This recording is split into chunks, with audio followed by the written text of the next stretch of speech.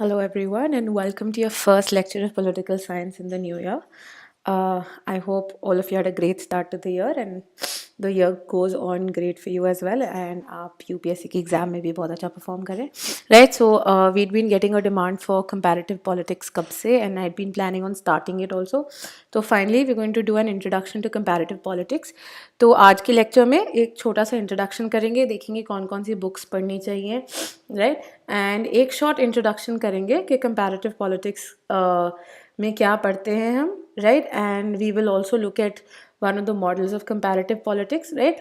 कल आगे चल के एक दो क्वेश्चंस जो आते हैं वो देखेंगे, साथ ही में देखेंगे कंपैरेटिव पॉलिटिक्स पढ़ना ज़रूरी क्यों है, एंड आगे चल के जो रिसर्च मेथोडोलॉजी है, उनके various levels of analysis etcetera, उन सबको हम एक अगले लेक्चर में अब डिटेल्स में करेंगे, ठीक है? तो आज बेसिकली हम देखेंगे कंपैरेटिव पॉलिटिक्स के बेसिकली पढ़ने में अगर आपने शुरुआत करनी है तो कहाँ पे यू शुड बी कॉन्सेंट्रेटिंग, कौन कौन सी बुक्स हैं जो अवेलेबल हैं, ठीक है, और कौन कौन से नोट्स आप पढ़ सकते हैं, ठीक है? सो कंपैरेटिव पॉलिटिक्स ऑब्वियसली आपके optional political science and international relations के ऑप्शन के जो सेकंड पेपर है, राइट, उसके पहले हाफ का सबसे एक बहुत इंपॉर्टेंट कॉम्पोनेंट है. ऑल्सो कंपैरेटिव पॉलिटिक्स PSIR का शायद सबसे टेक्निकल एस्पेक्ट है, ठीक है?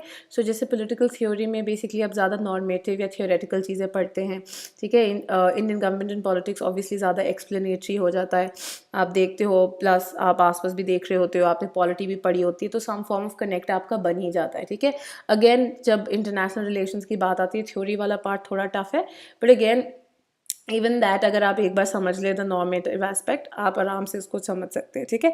तो जो कंपैरेटिव पॉलिटिक्स का पार्ट है, राइट, एक तो इसके अंदर बहुत सारे क्योंकि पहली चीज़ है that you are comparing and contrasting, ठीक है? ऊपर से थोड़ा सबसे ज़्यादा जिसको हम scientific aspect of political science बोलते हैं, शायद कंपैरेटिव पॉलिटिक्स एक सबसे ज़्यादा साइंटिफिक एस्पेक्ट है, ठीक है? बिकॉज बेसिकली जब वो कंपेयर एंड कॉन्ट्रास्ट कर रहे हो, आप एम्पेरिकल डेटा कलेक्ट करते हैं and on the basis of that empirical data, ठीक है, कई facts, figures, statistics, so on so fourth, उसके बेसिस पे आप कंपैरिजन करते हैं बिटवीन अमंग वेरियस सिस्टम्स, ठीक है? So that is why comparative politics वाला जो सेक्शन है वो स्लाइटली टेक्निकल है, और इसके अंदर जो आपके मेथड्स हैं वो भी आ जाते हैं, ठीक है? तो आपने बाकी जगहों पे देखे होंगे ज़्यादा थ्योरीज है, but methodology wise political science में इतना ज़्यादा नहीं है जैसे सोशियोलॉजी वगैरह में, ठीक है? लेकिन ये जो कंपैरेटिव पॉलिटिक्स वाला एस्पेक्ट है, यहाँ पे मेथडोलॉजी आ जाती है, राइट? तो आपकी रैशनल चॉइस थ्योरी, राइट, आपकी new institutionalism, so on so forth, right? So method आपने कैसे कंपेयर करना है, क्या आपका यूनिट ऑफ एनालिसिस होना चाहिए, सो ऑन सो फोर्थ, राइट? बहुत ज़्यादा एक्सटेंसिवली नहीं करना है क्योंकि PhD नहीं कर रहे हो आप, राइट? तो ज़्यादा एनालिसिस नहीं है, बट थोड़ा बहुत वो जानना ज़रूरी होता है, ठीक है? So also comparative politics for a lot of people is also slightly boring, ठीक है? तो ये होता है, but we'll try covering comparative politics in जितना जल्दी हो सके उतना, ठीक है? क्योंकि बहुत ज़्यादा इसके ऊपर कुछ ज़्यादा टाइम स्पेंड करने की भी ज़रूरत नहीं है, ठीक है? क्योंकि लिमिटेड क्वेश्चंस ही आते हैं कंपैरेटिव से, तो सिलेबस अगर आप पढ़ने बैठो तो एकदम से बहुत वास्ट भी लग सकता है कंपैरेटिव का. सो बहुत ज़रूरी है ये समझना कि कितना कंपैरेटिव पढ़े, ठीक है? So coming to the books of comparative politics, अब जो बहुत अच्छी बुक्स है वो mostly are by international authors, but that also means कि वो थोड़ी महंगी है, ठीक है? So by the Indian authors, JC Johari की एक आती है, हम नीचे लिंक्स भी डाल देंगे, ठीक है? JC जौहरी की एक आती है कंपैरेटिव पॉलिटिक्स पे, आप वो देख सकते हो. एक तपन बिस्वाल की आती है कंपैरेटिव पॉलिटिक्स पे, you can have a look उसको भी, ठीक है? एक सुशीला रामास्वामी एंड सुब्रतो मुखर्जी, ये दोनों हैं, उनकी भी एक बुक आती है, you can have a look at them, ठीक है? ये आपके इंडियन ऑथर्स. एक रॉड हेग की बुक भी है, right? He is one of the international authors. इनकी बुक्स हैं international introduction to the comparative politics. इनकी बुक काफ़ी सस्ती है, इट्स अराउंड 375 जो पेपर बैक है ऑन अमेजोन, ठीक है? तो अगर आप चाहें तो आप इसको भी ले सकते हैं, बहुत अच्छे से दिया हुआ है, ठीक है? सो आपके सारे जो कंपैरेटिव पॉलिटिक्स के अंदर वेरियस चीज़ें हैं बहुत अच्छे से कवर की गई हैं, राइट? सो आई वुड से अगर आपने लेना है, I would recommend Rod Hague, ठीक है? बाकी as per your wishes and needs, right, आपको जो अच्छी लगती है. एक डैनियल कामरानी की भी बुक है, राइट, तो ये this is slightly more expensive, ठीक है, तो लिंक्स डाल देंगे आपको, जो आपको प्रेफरेंस है, जो आपको सूट करती है उसके हिसाब से आप ले लीजिए। राइट, अगेन इग्नू के नोट्स में भी आते हैं, इग्नू की जो पॉलिटिकल साइंस मास्टर्स का है, आई एम नॉट श्योर, मैं एक बार देख के आपको चेक कर दूंगी दोबारा the code, exact code, I think it's MPS 4 comparative politics का, right? So I will look for the PDF and I will upload that also in case you guys want to buy it. आजकल इग्नू के notes are also available in the form of books on Amazon, ठीक है, so it's and also बहुत cheap होते हैं, तो it's a good investment, ठीक है, कि अगर आप खरीदना चाहते हो, आप पॉल साइंस के इग्नू के notes Amazon से भी खरीद लेते हो, if you're someone जिसको rather than virtual reading, जिसको प्रिंट में पढ़ना ज़्यादा पसंद है, so it's a good buy, ठीक है। तो इग्नू के अगर आप चाहते हैं तो पॉलिटिकल साइंस के मास्टर्स एंड BA के दोनों के ले लीजिए, right. MPS 04 I think is the comparative politics वाला, right. So these are the books जो आप देख सकते हैं, ठीक है, तो जिसकी लैंग्वेज आपको इजी लगती है, जो आपको लगता है आपके अकॉर्डिंगली कि this is the sort of book जो मेरे को समझ में आएगी, जिसका आपको एक बार कंटेंट्स इंडेक्स तो आप देख ही सकते हो गूगल बुक्स पे सबके, ठीक है, तो आप उस हिसाब से फिर डिसाइड कर सकते हैं कि आपको कौन सा अच्छा लगता है। But these are the all these books are very decent, ठीक है, मोर और लेस ये सब कुछ कवर कर ही देते हैं। And also because in my videos I will actually, तो अगर आप इंटरनेशनल ऑथर्स नहीं भी खरीद सकते, it's not an issue, because I'll be covering my topics from those books, ठीक है। So Daniel Caramani and then Joel Krieger की एक आती है Oxford companion to comparative politics, ठीक है, तो उससे वीडियो में कवर हो जाएगा, ठीक है। तो अगर आप चाहें आप इंडियन ऑथर्स की भी बुक्स खरीद सकते हैं, क्योंकि बाकी बुक्स में से इस लेक्चर्स में कवर हो जाया करेगा, ठीक है। सो नॉट एन इशू अगर नहीं खरीदनी, ठीक है, कोई भी इंडियन ऑथर की खरीद लो, and just for your own reading, back reading हो जाएगा, ठीक है। चलो, Now we'll start our introduction to comparative politics. अभी भी जब भी हम the discipline of political science देखते हैं, तो हम बोलते हैं जो ये discipline है, इसके अंदर 3 मेन सब पार्ट हैं जो आप पढ़ते हो, ठीक है। एक है आपका political theory, राइट, जब मैं थ्योरी की बात कर रही हूँ, I'm subsuming thought in that, ठीक है। तो जितना भी नॉर्मेटिव पार्ट है, जो भी वो पार्ट है जो आपको बताता है कंसेप्ट के बारे में, जो आपको different political terms and terminology से बेसिकली आपको लिंक करवाता है, जो एक बेसिक आपको ये आइडिया देता है कि ये एक टर्म है, ये वैल्यूज अटैच्ड है इस टर्म के साथ, this is what this concept means when you apply it, ठीक है। सो आप थ्योरी के अंदर for example you read various concepts such as justice, democracy, equality, so on so forth, and plus thought, right, basically different thinkers who have led to the introduction and explanation of these concepts, ठीक है। सो ये जो value added जितनी भी study है of various concepts, वो आप theory and thought के अंदर पढ़ते हैं, ठीक है। Then is your international relations का पार्ट, ठीक है। सो बेसिकली यहाँ पे क्या है, यहाँ पे एरिया के अकॉर्डिंगली कि आप कौन से स्फेयर से डील करते हैं, वहाँ पे ये कैटेगराइजेशन आ गई है। Then your IRS, that basically you're dealing about basically politics with between different kinds of political systems, right? So you're covering states के बीच में कैसे cooperation है, war है, various institutions, so on so forth, right? Last is your comparative politics, ठीक है। comparative politics basically deals with कि आपने जो भी डिफरेंट पॉलिटिकल एक्टिविटीज़ हैं जो कि डिफरेंट सिस्टम्स में कैरी ऑन की जा रही हैं, सो डिफरेंट सिस्टम्स में डिफरेंट एक्टिविटीज़ किस तरह से सिमिलरली या डिफरेंटली की जाती हैं, आप उसका स्टडी करते हैं कंपैरेटिव पॉलिटिक्स में, ठीक है। तो यहाँ पे कंपैरेटिव पॉलिटिक्स बेसिकली आपके कुछ जो काम आता है कि पहले तो हमने एक चीज़ जो बोल दी कि आप डिफरेंट पॉलिटिकल एक्टिविटीज़ कर रहे हैं, ठीक है। अब पॉलिटिकल एक्टिविटीज़ या पॉलिटिक्स क्या हो गई, हम बोलते हैं कि पॉलिटिक्स एक इसेंशियली क्या है, ह्यूमन एक्टिविटी है, right. Humans in interaction with each other, humans in a social sphere. एक इंसान अपने साथ पॉलिटिक्स नहीं कर सकता है, right. So politics is always a group activity, a social activity, right. You need more than one person, ठीक है। और थ्रू दिस एक्टिविटी आप पब्लिक अथॉरिटेटिव डिसीजंस बनाते हैं, डिसीजंस जो पब्लिक को इफेक्ट करते हैं। सेकेंडली अथॉरिटेटिव होते हैं, जो आप डिसीजन बना रहे हैं इनके साथ अथॉरिटी अटैच्ड है, राइट। इसी के कारण पब्लिक ने इन डिसीजंस को फॉलो करना है, राइट। अगेन जब आप ये पढ़ रहे हैं, जब आप पॉलिटिक्स को इस ब्रॉड डेफिनेशन में for the sake of comparative politics आप इसको समझ रहे हैं एज पब्लिक अथॉरिटेटिव डिसीजंस, आप इसके अंदर अगेन ये जानना चाहते हैं कौन से ऐसे डिसीजन है जो बनाए जा रहे हैं, सेकेंडली ये डिसीजंस कैसे बन रहे हैं, राइट, सो which part, how part, and lastly कौन है जो ये डिसीजन बना रहा है या इन डिसीजंस को इन्फ्लुएंस कर रहा है, right, so which, how and who, all of these aspects are covered in your comparative politics as well, right, जहां पे आप कंपेयर कर रहे हैं कि एक सिस्टम में ये कैसे हो रहा है एंड दूसरे सिस्टम में ये कैसे हो रहा है, right. So basically comparative politics जब वो इन क्वेश्चंस के साथ डील करता है, वो देखता है कि पॉलिटिकल सिस्टम में जो इंटरैक्शंस हो रही हैं लोगों के बीच में, सिस्टम्स के बीच में, इंस्टीट्यूशंस के बीच में, एजेंसीज के बीच में, वो कैसे हो रही हैं, right. Secondly and very importantly, comparative politics empirical है, वैल्यू न्यूट्रल है.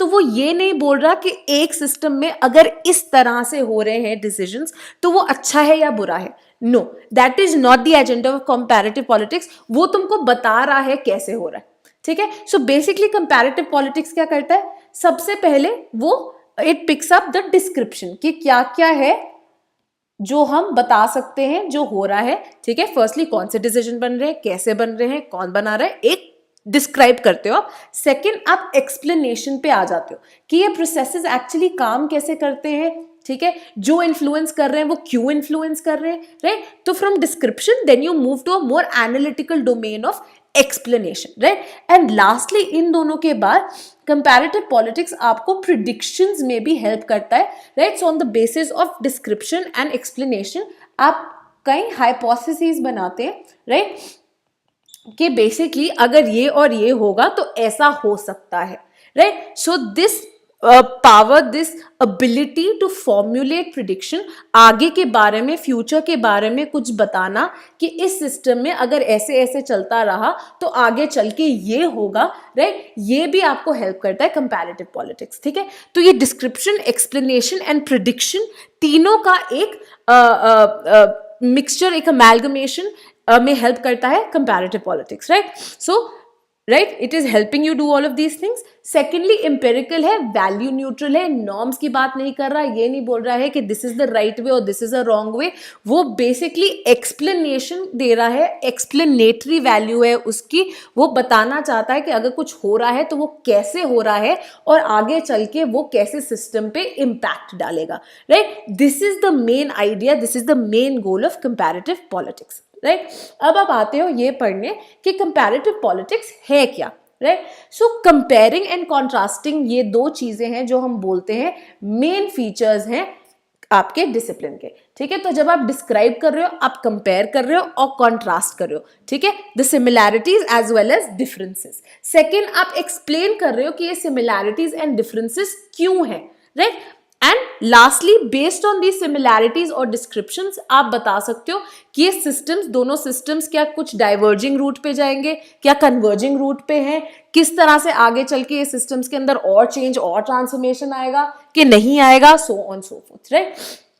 अगेन जब भी हम कंपैरेटिव पॉलिटिक्स की बात करते हैं, comparative politics sounds like a very new sub discipline of political science, but actually अगर आप देखें तो काफी पुराना है, राइट. सो जब आप एरिस्टोटल की पॉलिटिक्स भी पढ़ेंगे, हमने नेक्स्ट थिंकर जो उठाना है वेस्टर्न पॉलिटिकल थॉट में, that will be Aristotle, right. So his main book जो है, जो हम पढ़ेंगे भी पॉलिटिक्स, हम उसमें देखेंगे कि एरिस्टोटल जब भी अपनी स्टडी उठाता है, फॉर एग्जांपल हमने प्लेटो का क्या किया था, हमने बोला था कि प्लेटो जो है एक्सट्रीमली नॉर्मेटिव है, प्लेटो डिडक्टिव है, लार्जली डिडक्टिव है. क्यों? क्योंकि हमने बोला था कि वो अपनी थ्योरी पहले बनाता है और फिर वो अप्लाई करने की कोशिश करता है.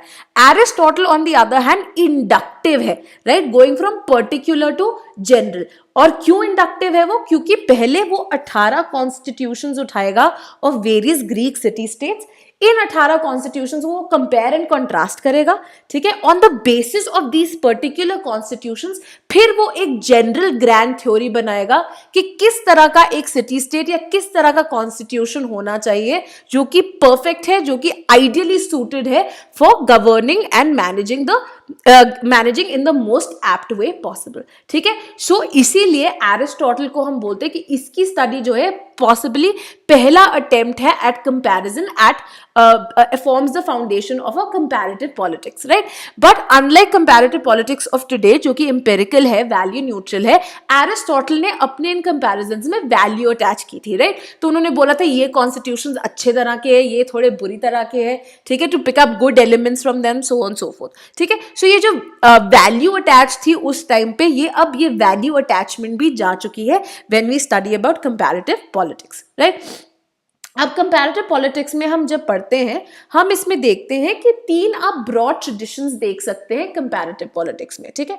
तो बोलते हैं इन द मॉडर्न टाइम्स जब कंपैरेटिव पॉलिटिक्स आया तो एक बहुत ज्यादा फोकस था ऑन सिंगल कंट्री स्टडीज, ठीक है. तो आप एक कंट्री को उठाते थे और वो आपका यूनिट ऑफ एनालिसिस बन जाता था और आप उस कंट्री को फिर अच्छे से स्टडी करते थे, ठीक है.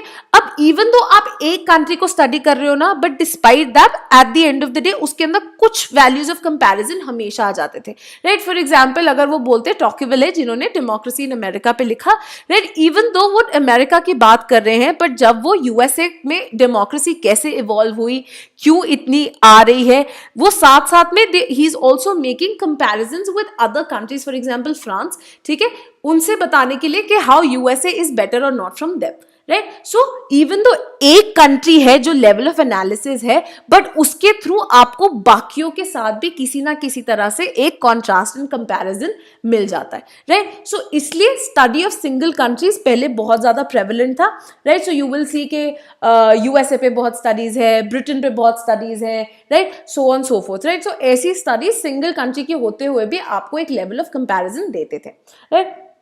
Next is your methodological study, right? Now methodological study deals with the how question.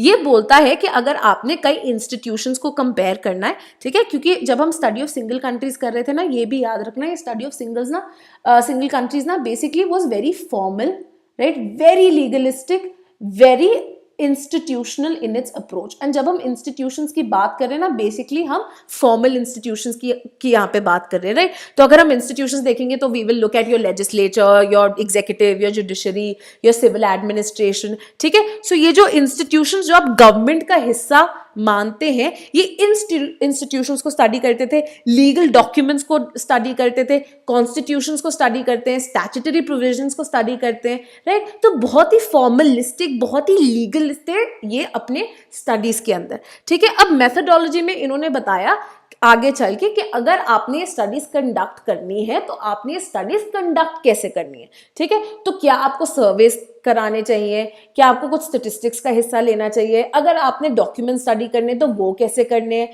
Right. So all of these ideas again was studied in comparative politics, ठीक है. तो आगे चल के अगर आप सिंगल कंट्री स्टडी से और ब्रॉड कर रहे हैं अपना डोमेन, फॉर एग्जांपल मेथोडोलॉजी में जैसे आप एक चीज बात करते हैं called large N analysis and small N analysis, ठीक है. एन का क्या मतलब है? एन इज बेसिकली कितने नंबर ऑफ केसेस आप ले रहे हो, ठीक है. तो अगर आपने एक एक्सटेंसिव स्टडी कर ली है तो it will be a large N analysis, ठीक है. You have lots of samples that you're taking, आपका sample size काफी बड़ा है.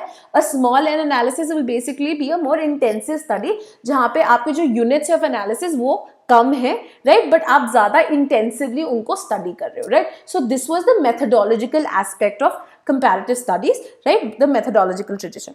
Lastly was your analytical tradition. अब analytical tradition क्या बोलता है कि आपने सिर्फ methodology नहीं देखनी कि कैसे स्टडी करना है, और आपने सिर्फ ये भी नहीं देखना कि एक कंट्री के अंदर क्या क्या है, राइट. आपने इन दोनों को कंबाइन करना है एंड इनकी कॉम्बिनेशन के इनको कंबाइन करने के बाद आप एनालाइज कर सकते हो for a better comparison and contrasting between these various forms of systems, right. So analytical happens to be a more developed tradition in the comparative politics, right. Next है आपके अब लेवल ऑफ एनालिसिस, कि अगर आपने comparative politics का आपने domain उठाया है तो आप कंपेयर किसको कर रहे हो, आप किसको कंपेयर कर रहे हो, कौन सी ये चीजें हैं, कौन से वो यूनिट्स हैं जिनको आप कंपेयर एंड कॉन्ट्रास्ट कर रहे हो, जिनके बीच में आप रिलेशनशिप ड्रॉ करने की कोशिश कर रहे हो, राइट. सो सबसे पहले जैसे कि हमने पहले भी देखा, हमारा फोकस ओवर्टली किस पे होता था? स्टेट्स पे, ठीक है। सो नेशनल पॉलिटिकल सिस्टम, ठीक है, जब हम नेशनल पॉलिटिकल सिस्टम की बात कर रहे हैं हम एक्चुअली इसको इन साइंटिफिक टर्मिनोलॉजी हम स्टेट को डिफाइन कर रहे हैं, राइट। ये पॉलिटिकल सिस्टम क्या होता है हम आगे चल के पढ़ेंगे, राइट। बट बेसिकली अभी लेवल ऑफ एनालिसिस क्या है, नेशनल पॉलिटिकल सिस्टम है, पूरे स्टेट है, ठीक है। तो आप पढ़ रहे हो about politics of Spain, politics of USA, politics of Britain, right, so on so forth. And mainly जो नेशनल पॉलिटिकल सिस्टम थे एटलीस्ट पहले mostly they were concentrated on western liberal democracies, right, क्योंकि एक ये मानना था कि it had been accepted as the hegemonic form of political system, और इनको लगता था कि जो भी आगे चल के पॉलिटिकल सिस्टम जैसे भी इमर्ज होंगे वो इन वेस्टर्न डेमोक्रेसीज के तरह ही बनने की कोशिश करेंगे और इनमें ही इवॉल्व होंगे। सो इसलिए बाकी सब पे क्यों हम अटेंशन पे करें, हम वेस्टर्न लिबरल डेमोक्रेटिक सिस्टम को ही एक अपना गोल समझ के इन्हीं की स्टडी करेंगे, ठीक है। सो बेसिकली सबसे पहले आपके नेशनल पॉलिटिकल सिस्टम्स है, ये लेवल ऑफ एनालिसिस थे।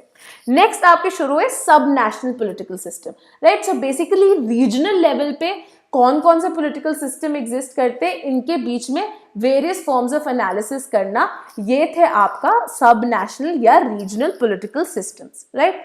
Your next is your types of political system. तो इसके अंदर क्या हो गया, फॉर एग्जांपल आप डेमोक्रेसी या democratic political systems and authoritarian political systems को कंपेयर एंड कॉन्ट्रास्ट कर रहे हो, राइट। सो ये है आपका टाइप ऑफ पॉलिटिकल सिस्टम को कंपेयर एंड कॉन्ट्रास्ट करना, right. And last is a single elements of political system. तो फॉर एग्जांपल पूरे पॉलिटिकल सिस्टम में से आप एक एलिमेंट उठाते हो, for example parliament, right. So for example आपने parliament as an institution compare and contrast करना है between Britain and India. So even though India is also inspired by the Westminster model, इसके अंदर कैसी इनोवेशन आई है जो कि ब्रिटिश मॉडल से अब डिफरेंट है या कितना सिमिलर है, राइट। सो आप एक सिंगल एलिमेंट उठा रहे हो from the political system that is parliament and इसका आप एक कंपैरेटिव एनालिसिस कर रहे हो, राइट। सो ये सिंगल एलिमेंट्स का भी एक लेवल ऑफ एनालिसिस हो सकता है, राइट।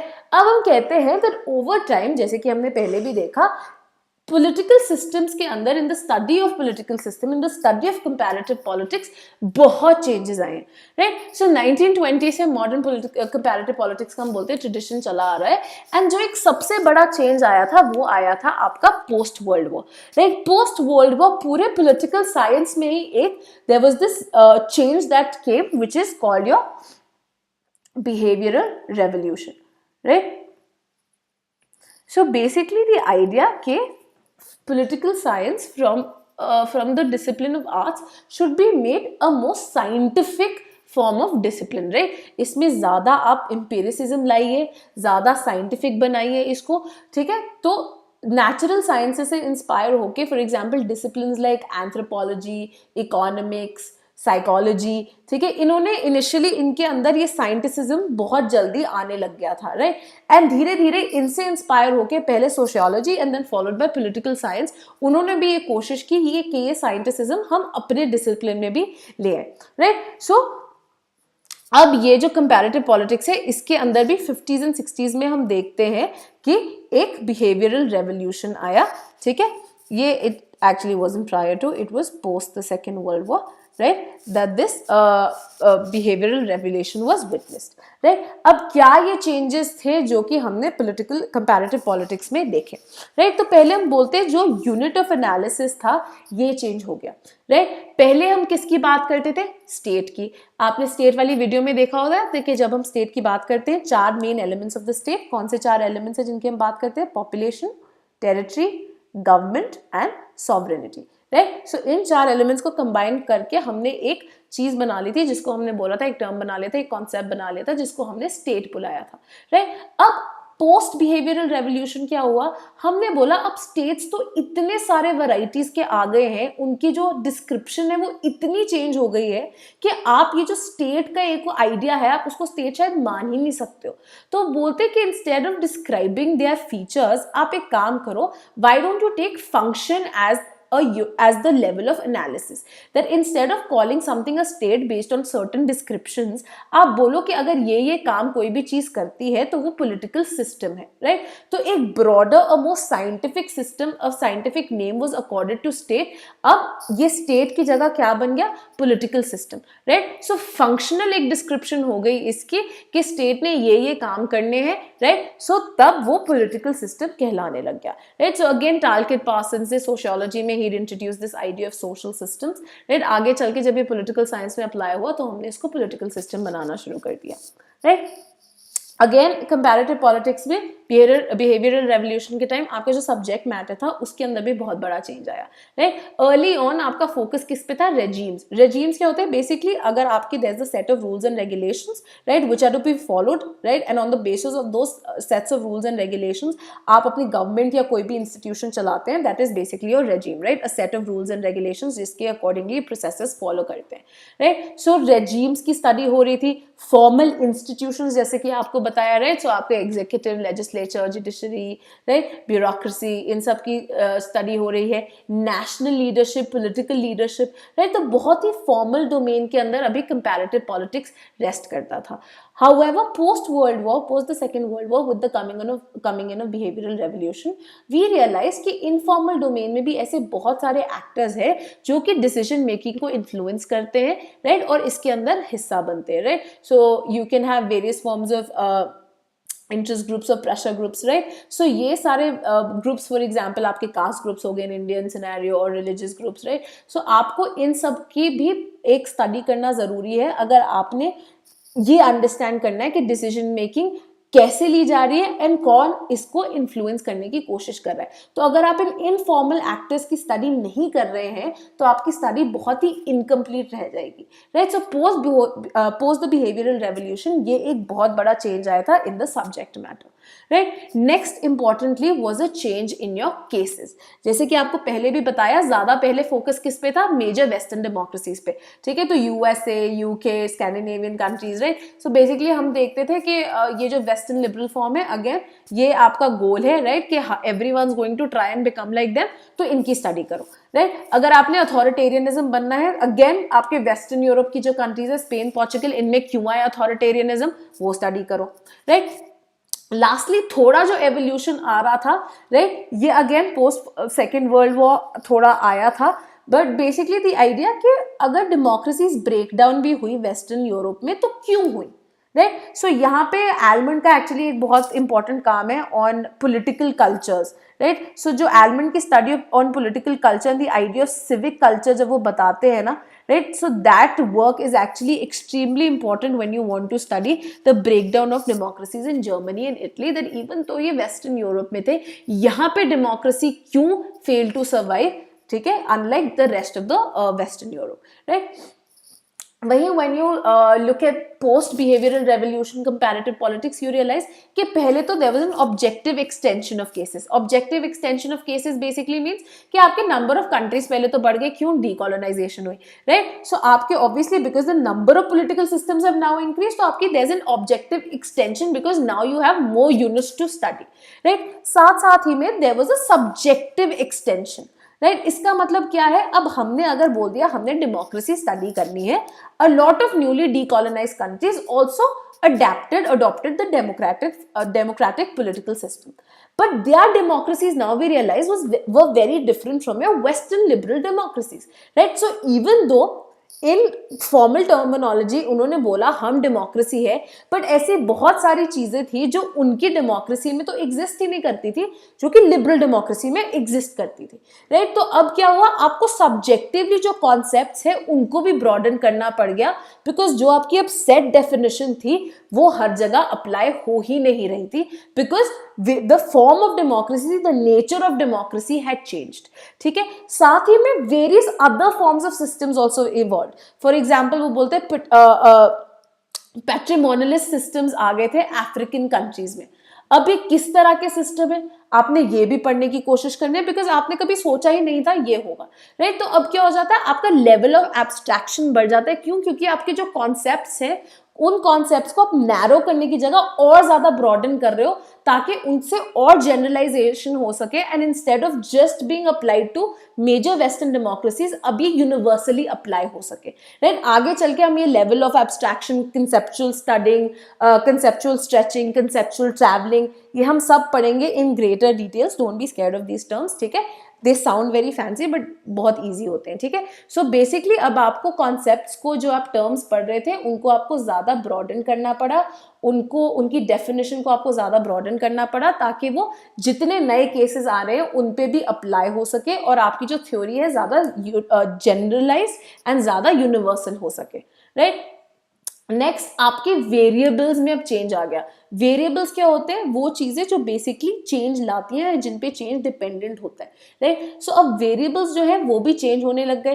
पहले क्या होता था, बेसिकली आपकी बहुत वेस्ट सेंट्रिक था, जैसे कि हमने पहले भी देखा था, ऑल्सो क्वालिटेटिव होती थी। तो क्योंकि आप इंस्टीट्यूशंस पे फोकस कर रहे हैं, उनकी कॉन्स्टिट्यूशन पे फोकस कर रहे हैं, तो basically a reading of the document, a general assessment of the institutions, right. तो ये बहुत ही ज्यादा क्वालिटेटिव हो जाता है। आप देखते हो कि कैसे काम कर रहे हैं, इनके डॉक्यूमेंट्स क्या क्या चीजें बोलती हैं, कौन से राइट्स इंक्लूडेड हैं, क्या ड्यूटीज एक्सपेक्ट कर रहे हैं, क्या क्या चीजें गारंटीड है, राइट। तो जो फोकस था वो क्वालिटेटिव था, right. After the second world war, after your behavioural revolution, right, जो ये स्टडी थी ये ज्यादा एम्पेरिकल हो गई, ज्यादा क्वांटिटेटिव हो गई। तो आप स्टेटिस्टिक्स का इस्तेमाल करने लग गए, आप सर्वे मेथड का इस्तेमाल करने लग गए, राइट। सो ये क्वांटिटेटिव की तरफ ज्यादा अब बढ़ने लग गई। वाई? बिकॉज साइंटिसिज्म आपने इंक्लूड करना है एंड आपने अपनी स्टडीज के अंदर the power of prediction, the power of formulation of hypothesis भी लानी है, राइट। तो इसके कारण ये empiricism and quantitative nature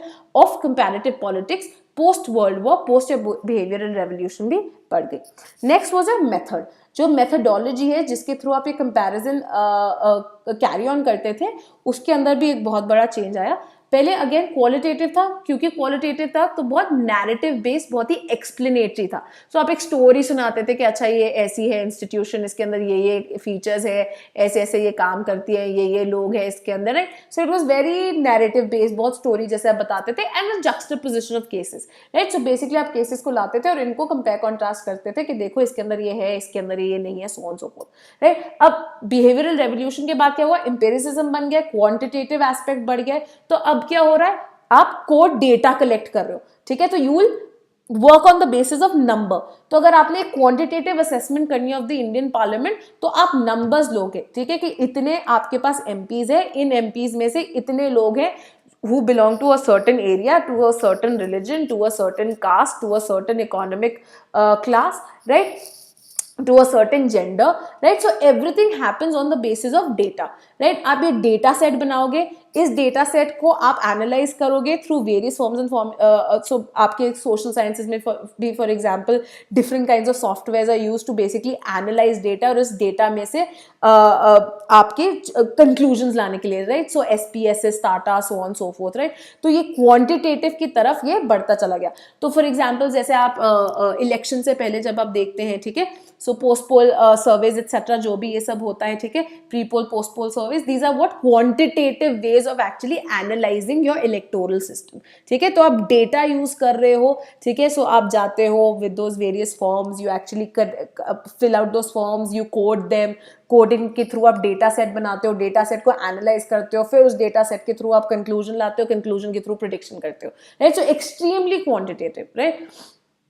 lastly again आपके जो डेटा यूज होता था in studying, right. So we've already done this constitutional and legal texts before the behavioral revolution. Post behavioral revolution you had your survey method, aggregate data आप इकट्ठा करके उसको पढ़ रहे हो, right. That's what was used. Again जो theoretical base है वो भी अब different हो गया, ठीक है। Before the behavioral revolution ये नॉर्मेटिव था।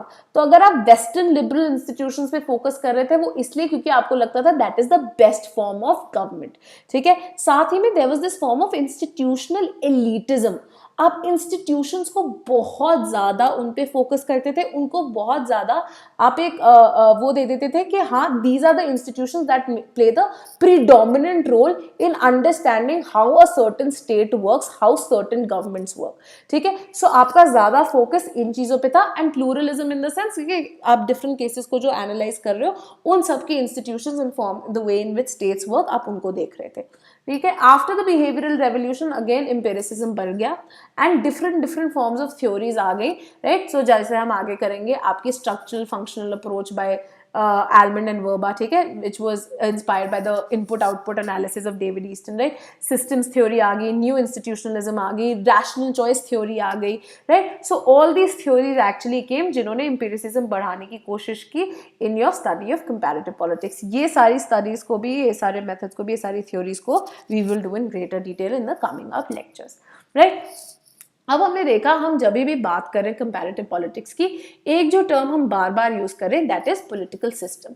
अब ये पॉलिटिकल सिस्टम है क्या, राइट। सो अगेन हमने देखा कि द आइडिया ऑफ सिस्टम हर जगह एग्जिस्ट करता है। आप देखते हैं जब आप अपनी बायोलॉजी देखते हैं, राइट, फॉर एग्जांपल बायोलॉजी में आपने पढ़ा होगा, you have your various systems, you have your digestive system, you have your respiratory system, so on so forth, right. Again in scientific system से इंस्पायर होकर सोशल साइंसेज में भी the idea of system came into being, right. तो ये social system का जो एक पहला एब्स्ट्रैक्ट कॉन्सेप्ट था, ये टैलकॉट पार्सन से दिया और इंस्पायर होके इनसे हमने इसको पॉलिटिकल साइंस में भी ऐड करने की कोशिश की, ठीक है। तो डेविड ईस्टन ने बायोलॉजिकल सिस्टम जब पढ़ा, उससे इंस्पायर होके उन्होंने पॉलिटिकल सिस्टम का एक कॉन्सेप्ट दिया। सिमिलरली कार्ल डॉयश ने भी when he looked at the system of cybernetics, उन्होंने उसके फॉर्म पे, उसके बेसिस पे अपने सिस्टम्स की थ्योरी दी, जिसके बेसिस पे उन्होंने अपने पूरे एक कम्युनिकेशंस की थ्योरी दे दी थी that how your functioning of a political and social system is entirely dependent on the idea of communications, right. अब डेविड ईस्टन ने 1965 में चल के 2 सेमिनल पेपर्स पब्लिश की, a framework for political analysis and a systems analysis for political life. And ये जो 2 main papers थे, they were the main papers that form the basis of your behavioral revolution, and up this idea of political system predominantly apply होने लग गया, not just in comparative politics but broadly in the entire study of political science, ठीक है। तो आपका Easton का जो input output model था, जिसको हम एक फ्लो मॉडल बोलते हैं, फ्लो मॉडल हम इसको क्यों बोलते हैं, बिकॉज ये सर्कुलर और साइक्लिकल है, ठीक है। सो एक चीज अंदर जाती है, उसको प्रोसेस करते हैं, आप कोई आउटपुट्स देते हैं, एक फीडबैक मैकेनिज्म है, उसके चलते आप आगे बढ़ते हैं, ठीक है। तो ये कंटिन्यूसली चलता जा रहा है, राइट, एंड इन सब में एक सर्कुलर इंटरैक्शन है जिसके थ्रू ये सिस्टम आगे बढ़ रहा है, ठीक है। इसको हम एक फंक्शनल एनालिसिस बोलते हैं, wherein your system is the broad unit of analysis, right, and ये आपको बता रहा है कि ये काम कैसे करता है, राइट। सो अगेन अब यहाँ पे वो क्या बोल रहा है कि अब ये देख लीजिए, जैसे ये डायग्राम है, राइट। सो अब यहाँ पे कई जो चीजें आगे चल के आती हैं, वो बोलता है कि पहला है कि आपके कई यूनिट्स होते हैं, right, which you are analysing, right. अब ये यूनिट्स क्या है, जो आपके पॉलिटिकल सिस्टम में एग्जिस्ट करते हैं। साथ ही साथ में इस पॉलिटिकल सिस्टम की एक सेट बाउंड्री है, ठीक है, वो इस बाउंड्री के अंदर काम करता है। जैसे कि आप देख रहे हैं एक डब्बा है जिसके अंदर पॉलिटिकल सिस्टम है, राइट। इसके आसपास क्या है, इन्वायरमेंट है, राइट। अब ये नहीं है कि ये इन्वायरमेंट से एकदम ही दूर है, इस इन्वायरमेंट और पॉलिटिकल सिस्टम में भी इंटरैक्शन हो रही है, राइट, किसी तरह की इंटरैक्शन हो रही है जिसके थ्रू वो इससे चीजें ले भी रहा है और इसको चीजें दे भी रहा है, राइट। अभी इंटरैक्शन कैसे हो रही है, कैसे ये सर्कुलर रिलेशनशिप बन रहा है, तो पहले वो बोलते हैं कि कई इनपुट्स आते हैं। इनपुट्स क्या है, जो चीजें आप भेज रहे हो, ठीक है, इसको प्रोसेस करके जो पॉलिटिकल सिस्टम है कई आउटपुट देता है, और इन आउटपुट और इनपुट के बीच में एक रिलेशनशिप बना रहता है which is through your feedback mechanism, right, ताकि तुमको पता चलता रहे कि चीजें हो कैसे रहेंगी। अब अगर आपने ब्रॉडली कई फीचर्स बताने इस पॉलिटिकल सिस्टम के, तो बोलता है पहली चीज ये एक सेल्फ रेगुलेटरी सिस्टम है, ठीक है। सेल्फ रेगुलेटरी सिस्टम का क्या मतलब हुआ, that basically your system is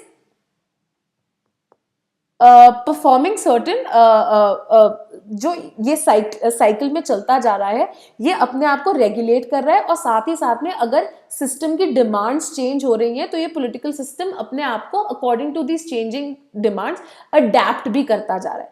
because of this adaptive reason, this adaptive ability, the system is also, it has systemic persistence, मतलब ये चलता रहता है, राइट. इसके अंदर कैपेसिटी है कि अगर कोई डिस्टर्बेंस आती है तो इस डिस्टर्बेंस के साथ कैसे डील करना है और कैसे आगे बढ़ना है, ये एबिलिटी है आपके सिस्टम के अंदर, right. So because of this reason अब आपका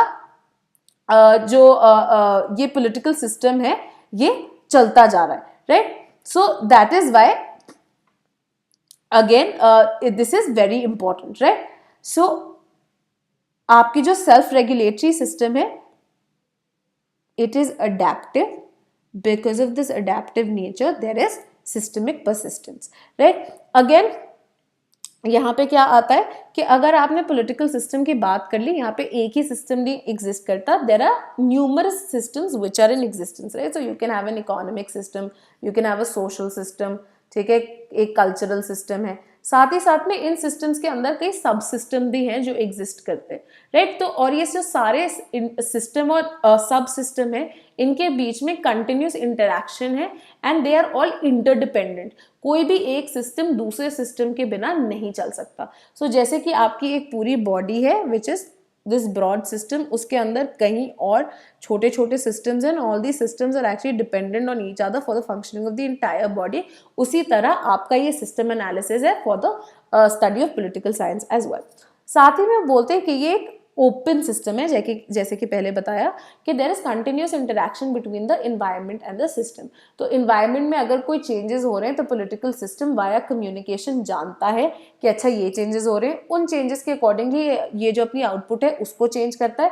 फीडबैक मैकेनिज्म के थ्रू वो जान सकता है कि जो क्या मैं इनपुट्स को करेक्टली आउटपुट पे कन्वर्ट कर रहा हूँ, एंड जो मैं आउटपुट ला रहा हूँ क्या लोग उन आउटपुट से खुश है या नहीं है, right. Again because of this interlinkage and interdependence, हमेशा एक बैलेंस, एक इक्विलिब्रियम में रहता है ये पॉलिटिकल सिस्टम. जब तक ये पॉलिटिकल सिस्टम इक्विलिब्रियम में है ये तब तक चलता रहेगा. जब भी इक्विलिब्रियम ब्रेक्स डाउन, मतलब आपका political system has come to an end, right. So these are the main features that David Easton basically talked about. अब आगे चल के बोलते हैं कि on the basis of this input output analysis क्या होता है, there is authoritative allocation of values. This is what your political system is about, ठीक है. अभी अथॉरिटेटिव एलोकेशन ऑफ वैल्यूज क्या है कि बेसिकली आपका जो पॉलिटिकल सिस्टम है, इस पॉलिटिकल सिस्टम में there are certain interactions, right. Interactions between people, interactions between institutions. Through this interaction what are you doing, you are allocating certain values. कई values को आप, ठीक है, तो these values might be in the form of goods, might be in the form of services, might be in the form of certain decisions on कि आप behaviour किसी का कैसे रेगुलेट करते हो, क्या आपने चीज़ें माननी है, कैसे माननी है, कौन से रूल्स फॉलो करने हैं, कौन से रूल्स नहीं फॉलो करने, ठीक है. तो ये जो चीज़ें डिस्ट्रीब्यूट हो रही हैं, जो वैल्यूज एलोकेट हो रही हैं, ठीक है, these are being done authoritatively, ठीक है. There is certain authority attach कि जिस तरह से भी डिस्ट्रीब्यूशन हो रहा है, जिस तरह से भी डिसीजंस लिए जा रहे हैं, ये डिसीजन सब पे मान्य है. जो भी इस सिस्टम का हिस्सा है सबने इन डिसीजंस को मानना है, right. So this is in very simple language is your authoritative allocation of values, right. अब हमने पॉलिटिकल सिस्टम में देख लिया था कि ये कैसे होता है, राइट. अब इसके जो मेन कंपोनेंट्स थे ये हमारे दो इनपुट्स थे, राइट. अभी इनपुट्स कौन से थे, पहले हैं आपके डिमांड्स. डिमांड्स किस तरह के बोलते हैं, चार तरह की डिमांड्स है. पहले allocation for goods and services. अब किसी भी सोसाइटी को जो भी रहते हैं, किसी भी पॉलिटिकल कम्युनिटी को, ठीक है, सो ये होती है आपकी पॉलिटिकल कम्युनिटी जो कि उस सिस्टम का एक हिस्सा है, और ये पॉलिटिकल कम्युनिटी है जो उस पॉलिटिकल सिस्टम के आगे कई डिमांड्स रखती है, और इसी पॉलिटिकल कम्युनिटी से आप सपोर्ट्स भी लेते हैं, राइट. तो ये डिमांड्स क्या है कि हर पॉलिटिकल कम्युनिटी को कुछ गुड्स या सर्विसेज चाहिए अपनी एग्जिस्टेंस के लिए, राइट. सो बेसिक सर्विसेज आप प्रोवाइड करोगे, like sanitation services, transport services, so on so forth, and different goods भी जो आप देते हैं, राइट. नेक्स्ट है your regulation of behaviour. Her political community चाहती है कि अगर आपने किसी भी कम्युनिटी में रहना है, बहुत ज़रूरी है किसी ना किसी तरह का ऑर्डर होना। अगर ऑर्डर नहीं होगा तो केओस होगा, right. So you all remember कि अगर जैसे कि हमने किया था आपकी जो कॉन्ट्रैक्चुअलिस्ट की थ्योरी थी जब हम स्टेट पढ़ रहे थे, तो कॉन्ट्रैक्ट क्यों ज़रूरी था? To escape your state of nature. State of nature से एस्केप करके जब आप एक पॉलिटिकल कम्युनिटी में आते हो तो आप ये मेंटेन कैसे करके रखते हो? Because there is a certain form of order जो कि परसिस्ट करता है और इस ऑर्डर को ऊपर से पॉलिटिकल सिस्टम जो है एनफोर्स करता है, ठीक है। तभी अनार्की से आप दूर रहोगे, right. Third is your participation in political system. अगर मैं एक पॉलिटिकल कम्युनिटी का हिस्सा हूँ तो मैं अपने पॉलिटिकल सिस्टम में पार्टिसिपेट भी करना चाहती हूँ। तो ये बहुत सारे वेज में हो सकता है। मैं वोट करके भी पार्टिसिपेट कर सकती हूँ, राइट। मैं आपकी स्पीचेस सुन के पार्टिसिपेट कर सकती हूँ। मैं अपने views via social media, via newspaper, ठीक है, इन सब में अपना व्यू लिखने के बाद भी पार्टिसिपेट कर सकती हूँ। लास्ट है आपका इंफॉर्मेशन फ्रॉम द अथॉरिटी, ठीक है। तो आपको ये भी चाहिए कि अथॉरिटी जो है, जो आप वेरियस सर्विसेज प्रोवाइड कर रहे हो, वेरियस गुड्स प्रोवाइड कर रहे हो, वेरियस डिसीजंस ले रहे हो, उसके बारे में इंफॉर्मेशन कंटिन्यूसली देती रहे आपकी पॉलिटिकल कम्युनिटी को। सिमिलरली अगर आपने डिमांड्स फुलफिल करनी है तो कोई भी पॉलिटिकल सिस्टम को सपोर्ट ज़रूरी है फंक्शन करने के लिए और इन डिमांड्स को प्रोवाइड करने के लिए, ठीक है। तो अब किस तरह के सपोर्ट चाहिए? पहला है आपको ऑब्वियसली मटेरियल सपोर्ट, ठीक है, जैसे कि आप टैक्सेस पे करते हो, इन टैक्सेस के थ्रू आपको कई गुड्स एंड सर्विसेज हैं जो कि आपका पॉलिटिकल सिस्टम देता है in the form of good roads, right, good sanitation, so on so forth. Next is support obedience of laws. वो चाहते हैं कि अगर सोसाइटी में ऑर्डर एंड कंट्रोल बना रहे तो जो हम लॉज एंड रूल्स बना रहे हैं वो आप फॉलो भी करो। तो अगर आप चाहते हो कि लोग आपकी गाड़ी आके ना ठोके ऑन द रोड, तो इसका मतलब क्या है? हमने एक ट्रैफिक लाइट्स लगा दी है, जब वो रेड होती है तो रुक जाओ, don't jump them and bang your car into someone else's car, ठीक है। Third is a participatory support, they expect you to participate, ठीक है। तो बोल रहे हैं कि अगर आप चाहते हैं पार्टिसिपेट करना तो आपने सपोर्ट कैसे दिखाना है? जब हम इलेक्शन करवा रहे हैं आप आके वोट डालो, so the duty to vote. अगर कोई भी हम डिसीजन ले रहे हैं, फॉर एग्जाम्पल अगर गवर्नमेंट ऐड डालती है या फिर गवर्नमेंट अगर कोई प्रोस्पेक्टिव लॉ है उसको एक पब्लिक फोरम पे डिस्कशन चाहती है, तो आप अपने कमेंट्स दे, आप बताएं whether you agree with it और not and why don't you if you don't, right. Lastly is paying attention to the government communication. जो गवर्नमेंट कन्वे करना चाहती है अपनी वेरियस पॉलिसीज एंड डिसीजंस के बारे में, आप उसकी जितनी भी इंफॉर्मेशन ट्रांसमिट हो रही है आप उसको देखते रहे, उससे इन टच रहें, राइट। नेक्स्ट है अब आपका decisions and policies which are your outputs, right. अब ये outputs again corresponding to your demand and support चार तरह की है। अगेन क्या है? टैक्सेशन एंड इकोनॉमिक पॉलिसीज, कितना टैक्स लगना चाहिए, आपकी इकोनॉमिक पॉलिसी कैसी होगी, कितनी आप क्या एक्सपेक्ट करते हैं, लिबरल पॉलिसी होगी नहीं होगी, राइट। ये सब जितने भी economic and taxation related decisions है, these are the first kind of decisions.